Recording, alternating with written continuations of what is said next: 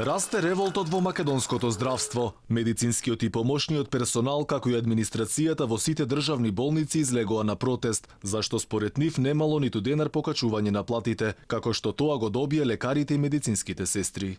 Као да се стави една граница, на одредена група на вработени ќе се даде покачување, а здравствената администрација ќе биде изоставена. Ние не бараме некој посебен, нешто посебно за нас. Ние бараме само да се почитува законската легислатива, значи еднаков третман.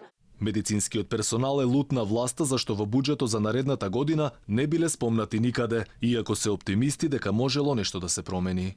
Јас се надевам дека ќе бидеме еднакво и равноправно, бидејќи ова е дискриминација.